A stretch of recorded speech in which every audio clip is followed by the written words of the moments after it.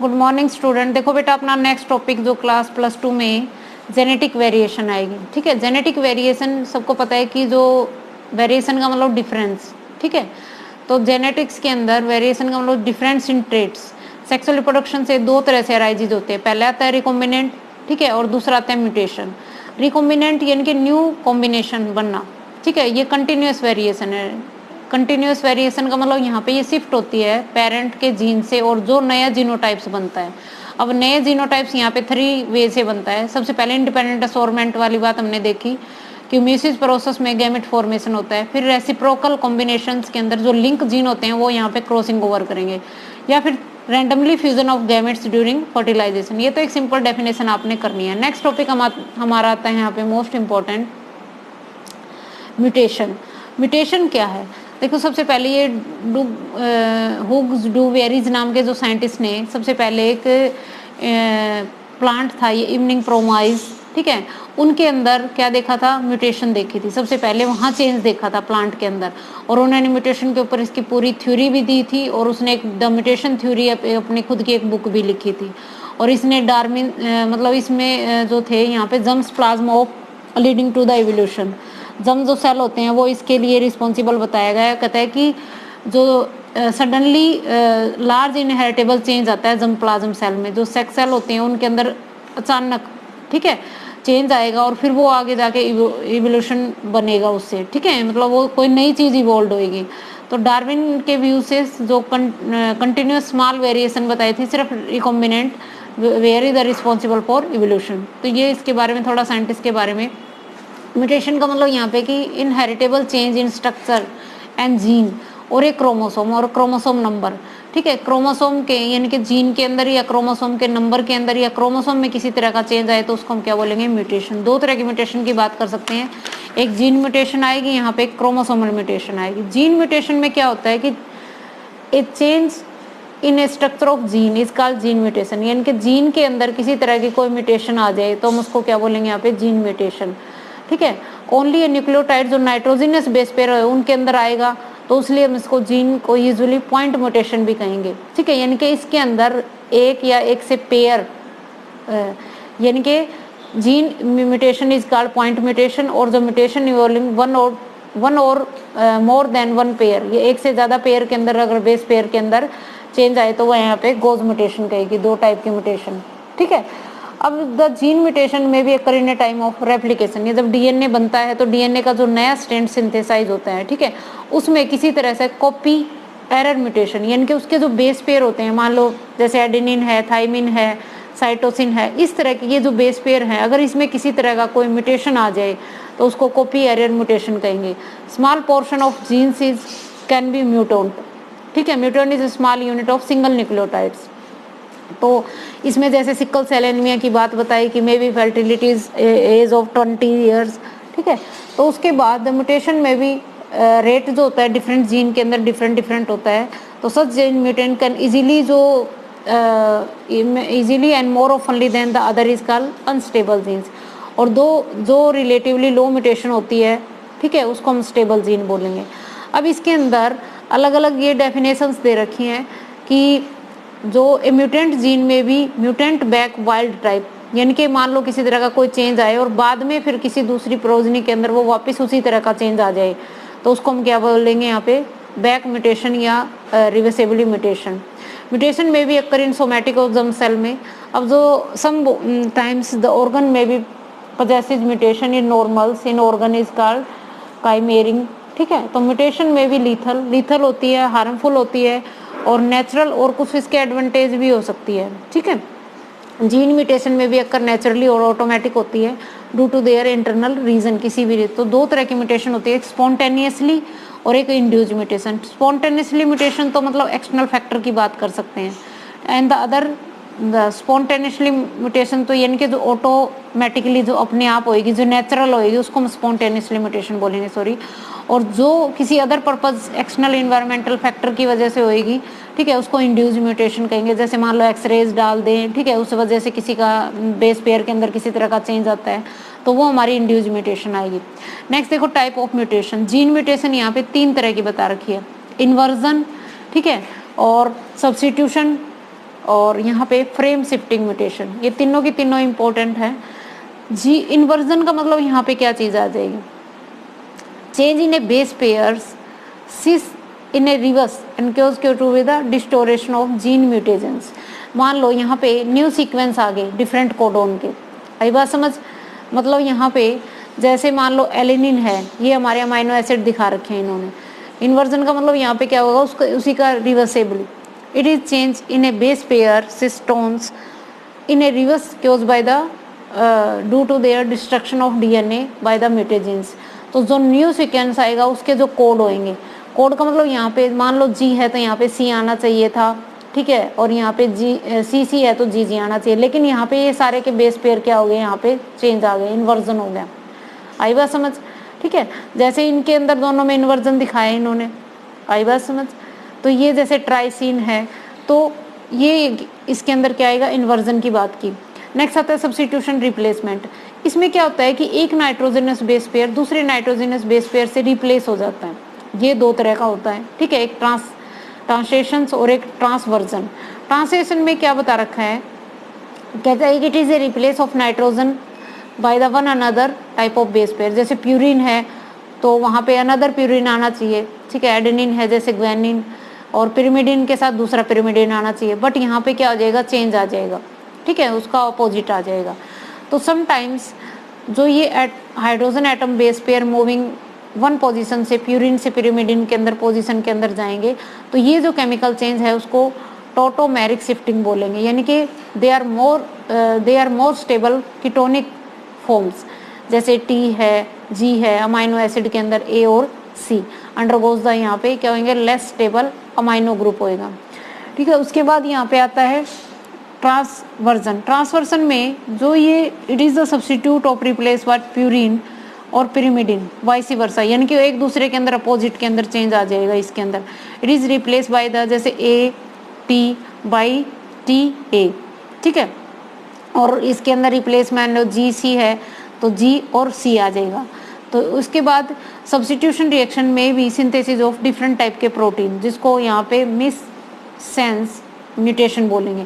जैसे sickle cell anaemia हो गया तो उसके अंदर जो बेस पेयर के अंदर चेंज आया, जैसे मान लो ए चेंज, वो किस में चेंज हो गया, यहाँ पे जी यू ए के अंदर, तो यानी कि रिप्लेस ग्लूटामिक एसिड विद वेलिनिन, वेलिनिन की जगह पे यहाँ पे ग्लूटामिक एसिड आ गया। तो ये जो शॉर्टर प्रोटीन हो गया और उससे कोड चेंज हो गया, कोड चेंज हो गया तो उससे वो सारा सीक्वेंस चेंज हो गया, ठीक है। तो नॉनसेंस कोड हैं, यानी कि जो सीक्वेंस चेंज हुआ है उसको हम क्या बोलेंगे, यहाँ पे नॉनसेंस कोडिंग म्यूटेशन बोलेंगे। नेक्स्ट आता है फ्रेम शिफ्टिंग म्यूटेशन। तो फ्रेम शिफ्टिंग म्यूटेशन के अंदर ये गिब्जर्स जो साइंटिस्ट थे, इन्होंने एक म्यूटेशन देखी थी। This mutation is reading frame और base shifting either by the forward direction due to the addition one और मोर न्यूक्लियोटाइड। कहता है कि एक से ज़्यादा यहाँ पे न्यूक्लियोटाइड्स ऐड हो जाएंगे और बैकवर्ड जो डायरेक्शन होएगी वहाँ से कुछ ना कुछ डिलीट हो जाएगा।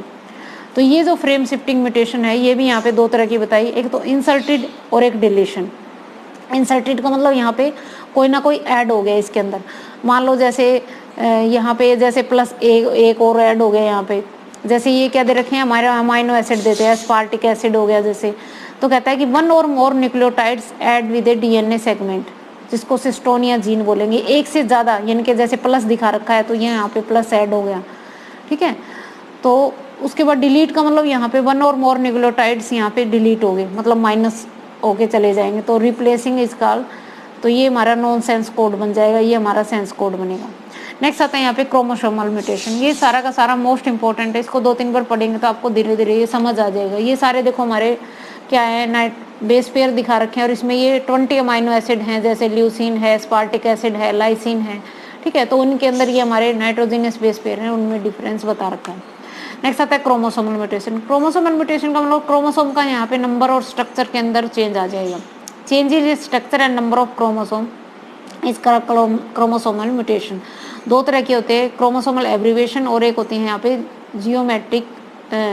Geometric mutation.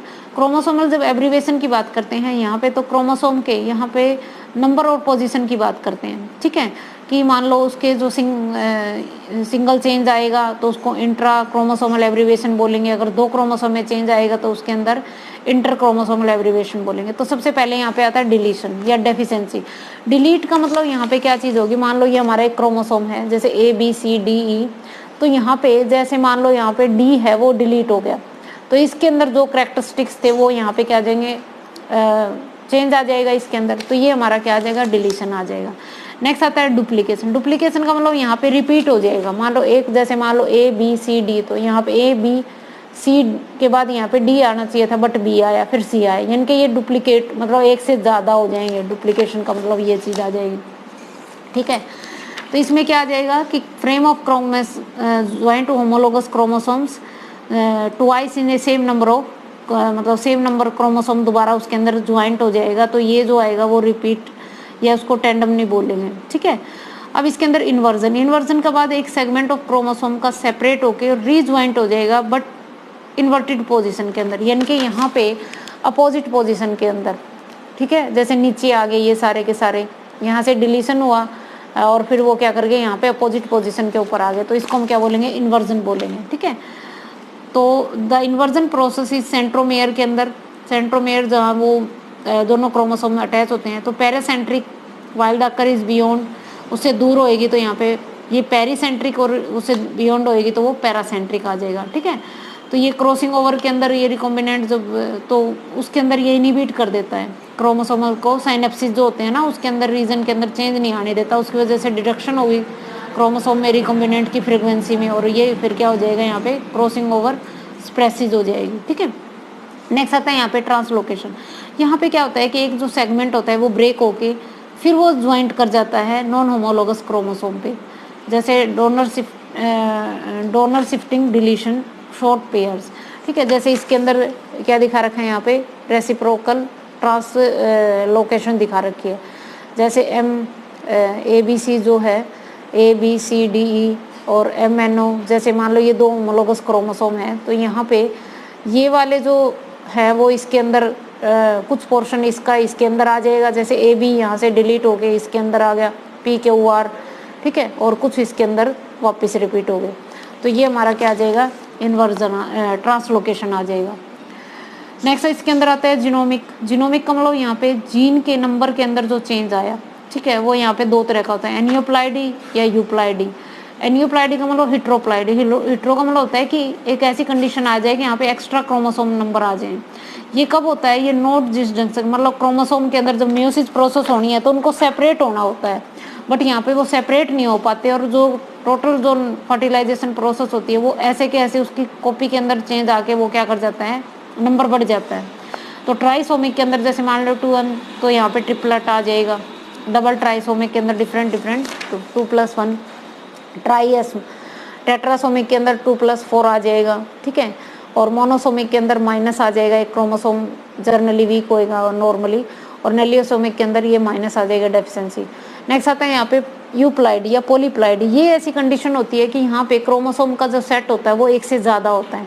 वो कब होता है कि ये क्रोमोसोम जो होते हैं वो आपस में सेपरेट नहीं हो पाते एनाफेज के अंदर, और इस वजह से नोड ना स्पिंडल फॉर्मेशन होती है और ना ही अलग अलग होते हैं, और इस वजह से यहाँ पे आर्टिफिशियली इंड्यूस करते हैं, जब हम एक कोल्चेकाइन एक ड्रग्स देते हैं इसके अंदर, तो यहाँ पे क्रोमोसोम जो होते हैं उसका नंबर बढ़ जाता है, ठीक है, यानी कि एक से ज़्यादा हो जाएंगे सेट के अंदर। तो ऑटोप्लाइडी और एलियोप्लाइडी। तो ऑटोप्लाइडी ये कंडीशन हो जाती है जैसे क्रोमोसोम का सेट एक से ज़्यादा अपने को मिलेगा, ठीक है। ऑटो ट्रिप्लाइडी होगी, टेट्राप्लाइडी में 4 हो जाएगा। तो इकोनॉमिकली पर्पज़ के लिए जो जैसे बनाना है, ग्रेप्स है, इन प्लांट्स को प्रोड्यूस करने के लिए हम ये केमिकल्स उनके अंदर डालते हैं। नेक्स्ट आता है एलियोपोलीप्लाइडी। ये भी ऐसी कंडीशन होती है हाइब्रिडाइजेशन की, डबलिंग ऑफ क्रोमोसोम नंबर अपनी तरफ से हम उसको क्या करते हैं, बढ़ाते हैं। तो डिफरेंट सेट ऑफ क्रोमोसोम, मतलब अलग अलग सेट आ जाएंगे इसके अंदर। तो अमेरिकन कॉटन है, जैसे कुछ वैरायटीज़ अगर हमने तैयार करनी हो सीरियल के अंदर, तो उसके अंदर हम क्या करते हैं, एलियोपोलीप्लाइडी करते हैं, ठीक है। नेक्स्ट आता है यहाँ पे म्यूटेजीन्स। अब जिस जीन के अंदर एक्स्ट्रा फिजिकल और केमिकल फैक्टर की वजह से increase the frequency of mutations किसी भी ऑर्गेनिज्म के अंदर, तो उसको म्यूटेजीन बोलेंगे। ये किसी भी रीज़न से हो सकता है, कोई रेडिएशन की वजह से, जैसे एक्सरे गामा रेज होती हैं उनकी वजह से। तो म्यूलर ने ड्रोसोफिला के अंदर देखा था ये, ठीक है, और डीएनए के अंदर जो मॉलिक्यूल थे उसमें एक्सरेज और 150 फोल्ड। नेक्स्ट टेम्परेचर का भी एक इफेक्ट होता है इसके अंदर, इंक्रीज होता है। टेम्परेचर इंक्रीज होएगा तो रेट ऑफ म्यूटेशन ज़्यादा होगी, इनके क्रोमोसोम के जो हाइड्रोजन बॉन्ड होंगे वो यहाँ पे भी टूट जाएंगे, वहाँ पे डीनेचुरेशन होगी। डीनेचुरेशन होने की वजह से वो रिप्लेस भी हो सकते हैं। It is disturb the synthesis of replication में वो, और ट्रांसक्रिप्शन प्रोसेस में वो सिंथेसिस जो होगी वो डीनेचुरेट होके डिस्टर्ब हो जाएगी। तो राइस के अंदर लो टेम्परेचर देके increase the rate of mutation.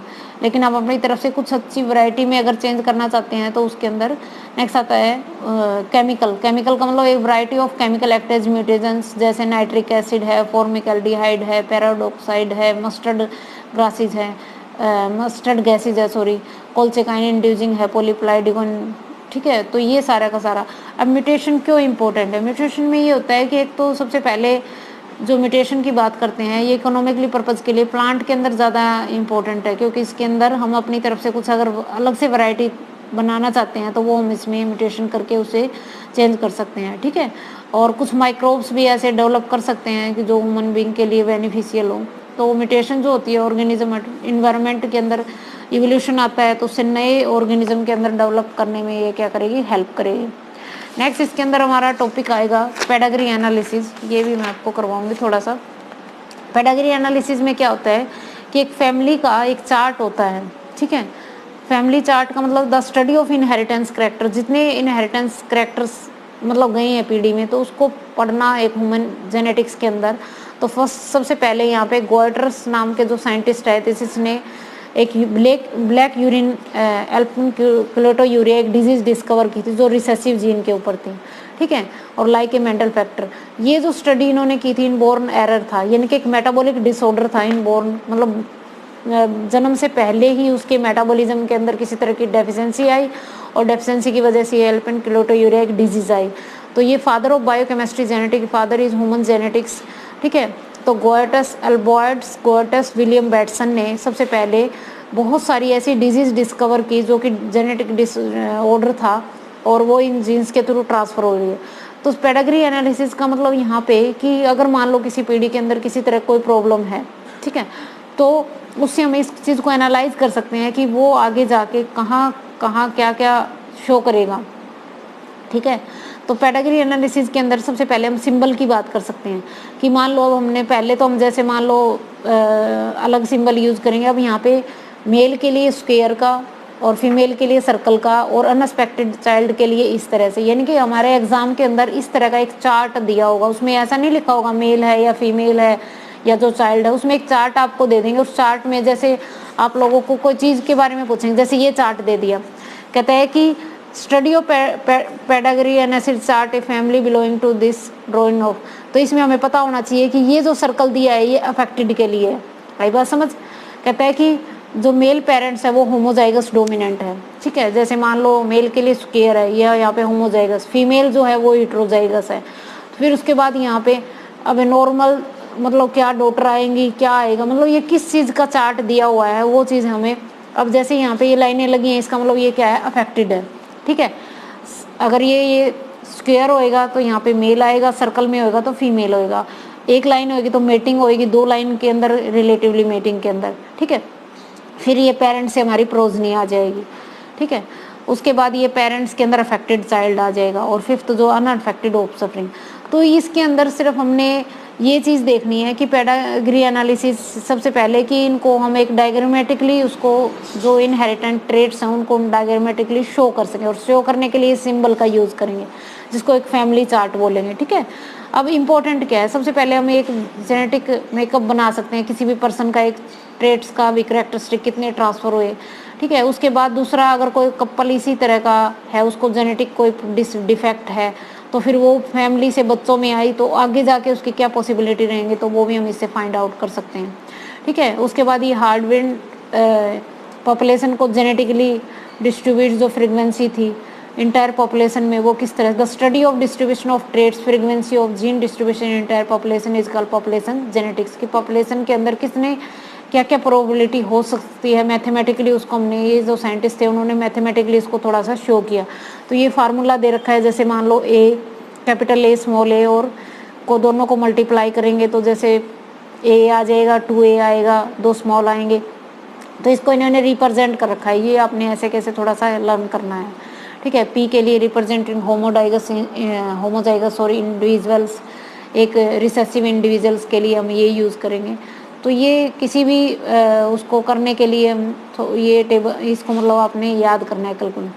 Cell की कल्चर करेंगे तो सेल से हम किसी चीज़ की स्टडी कर सकते हैं। ट्विंस के बारे में द स्टडी ऑफ ट्विंस, ठीक है, वो आइडेंटिकल है, मोनोजाइगेटिक है और नॉन आइडेंटिकल है या डाइजाइगेटिक है, ठीक है। तो इसमें हम पता कर सकते हैं कि वो सिंगल जाइगोट जो सेपरेट नहीं होते ब्लास्टोमेयर उससे डेवलप हुआ है या, ठीक है, तो कैसे बने वो सारा का सारा। तो इसमें किसी कई तरह की डिजीज है, डायबिटीज़ की डिजीज़ के बारे में पता कर सकते हैं, ठीक है, हेरिडिटी ट्रांस में। उसके बाद नेक्स्ट कैरियोटाइप। कैरियोटाइप का मतलब यहाँ पे कि जो क्रोमोसोम होते हैं उनको अरेंज करते हैं अकॉर्डिंग टू देयर शेप के अंदर, यानी कि एक ग्राफ होता है, ठीक है, उस ग्राफ के अंदर सारा का सारा वो कैरियोग्राफ बोलेंगे, स्पाइडोग्राम बोलेंगे, यानी कि क्रोमोसोम को अकॉर्डिंग टू देयर साइज के अंदर उसके अंदर क्या करेंगे, शो करेंगे, तो उसको हम क्या बोलेंगे, कैरियोग्राफ्स। अब नेक्स्ट हमारे आएंगे ह्यूमन जेनेटिक डिसऑर्डर, जिसके अंदर क्रोमोसोमल डिसऑर्डर आएगा, ठीक है, और एक सेक्स क्रोमोसोमल एबनॉर्मलिटीज़।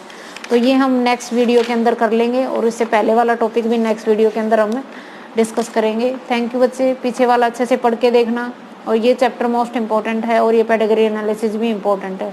तो डिजीज हम नेक्स्ट वीडियो के अंदर डिस्कस करेंगे। Thank you.